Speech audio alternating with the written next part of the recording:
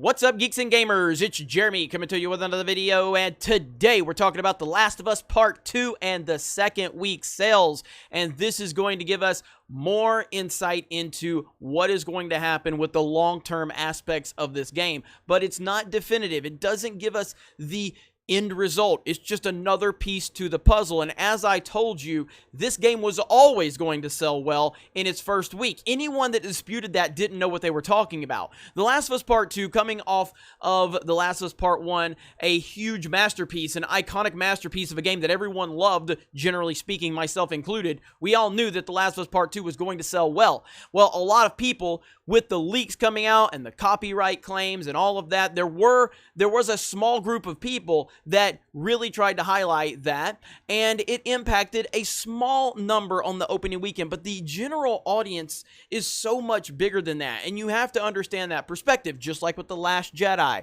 The Last Jedi opened up to record numbers, and it had a massive, nearly 70% drop in week 2. Game of Thrones Season 8.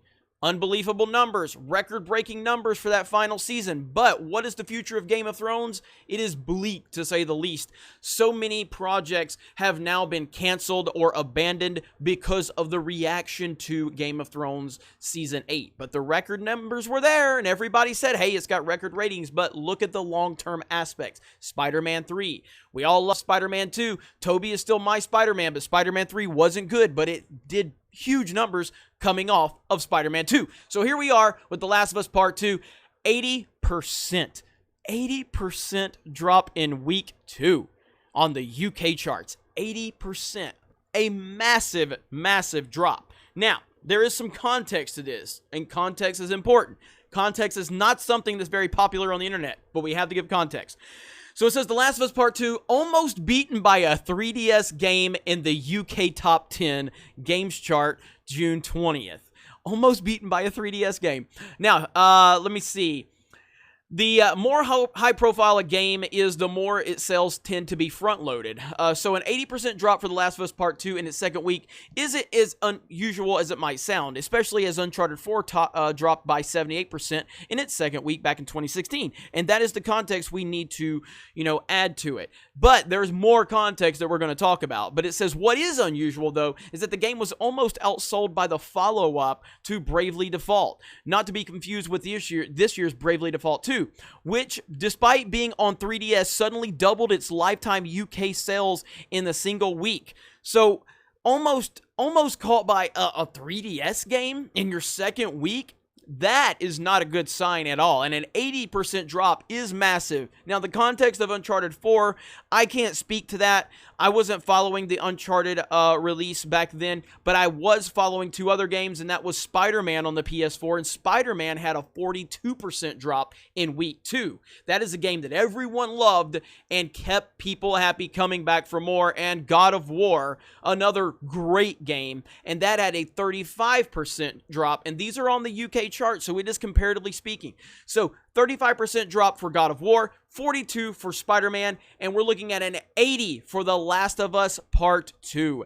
An 80% drop. Now, as I said, this does not by any means go, oh, it's a failure, it's over, it's done. Just like when it opened up to the record-breaking numbers, that didn't just solidify that it was an all-time success. There is still further context that we're going to have to see how this all plays out. We have an HBO series that is lined up with The Last of Us, and we're going to have to see how that gets impacted. We're going to have to see how the sales ultimately fall in the long term. How long are the legs going to be for this game? But right now, based on what we are seeing, this game should not have had an 80% drop, not with all of the hype, not with all of the controversy, not with all of the talk. It should not have had an 80% drop. But this is specifically the UK. This is specifically physical copies, if I'm not mistaken. So all of that context needs to be added. So we are going to note that. And obviously, a lot of people have moved over to digital games. I don't know why you're doing that.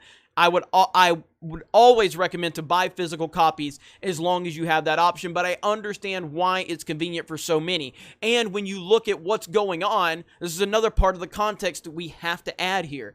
Another part is, with everything going on with the lockdowns, I'm sure a lot of people are buying digital, a lot. Now again, did we get, I need to confirm that this is actually physical copies. I don't think it gives us the context, but I imagine this is, yes, it says, does not include digital sales. So this is not digital. So that is context that we have to continue to add into this. So we have the context of everything. Now we're going to have to see how things play out from here, but it's not looking great. And if you look at the user reviews over on Metacritic, if you look at PewDiePie's review, the fact that he had over 100,000 people watching and millions of people are going to watch his review, and then, you know, hundreds of thousands of others are going to see people reacting to his review of The Last of Us Part 2. So the long-term aspects are not looking good for this game. But again, we don't know what's going to happen. All I'll say is that Naughty Dog deserves all of the criticism they are getting after the copyright strikes that they have levied against so many different YouTubers, myself included. All of the strikes on Reddit, all the strikes on Twitter, myself included. And the way they handled this entire situation has been horrific. This has been some of the worst PR I have ever seen from a company, and they've only made their problems worse by what they did. So they deserve all of the criticism. So we're going to continue to follow this story, and I am definitely going to be following this story because I love making Naughty Dog videos exposing this horrific company and Neil Druckmann for the piece of shit he is for how he and his company handled all of this. But what do you guys think? Do you guys think that this is hard proof that The Last of Us Part 2 is an ultimate failure now? I don't. I think that this is just a piece to the puzzle, but we're going to have to see how everything else plays out. And video game sales are not as really cut and dry as box office, and we don't get these numbers reported like box office numbers. So it is hard to get these numbers, and I believe these numbers are directly reported by the game studios and the manufacturers. So again, it's not as cut and dry and as streamlined as box office numbers. Plus you have digital sales, you have physical sales. There's so many moving parts to this. So ultimately what we're going to have to see is the future of the Last of Us brand and how it's impacted. That's going to be the biggest part of this. And that HBO series, which I don't know a lot about. I don't know how far in development that series is. I don't know if they've already started production. I have no idea.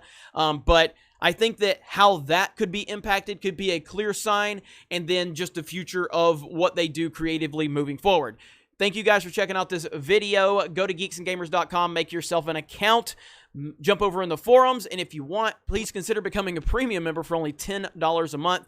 I believe today or tomorrow we are announcing our actual schedule for the premium members. I know first up is going to be Krista Nova. You know her as Darth Barbie. She's going to be playing Grand Theft Auto 5, and it's going to be glorious because she is a very sweet, innocent person, and for her to play Grand Theft Auto for our premium members is going to be beautiful. We also have Drunk 3PO, the guy who plays Lego Jurassic Park. He's going to be playing Dark Souls with Mark the Cyborg narrating. That is going to be beautiful. And then we have Cooking with Ivan Ortega. He will be doing some content for Geeks and Gamers premium members, and then we'll be doing Mario Kart live streams, and I will be doing private Q&As. There's a lot that we're working on, and all of that's coming to you in the very next month. So thank you all for the support. We appreciate it. Have a great day. Thank you very much for checking out this video. Solo lost money. Raylos are weird. Fuck Naughty Dog, and we will talk to you later.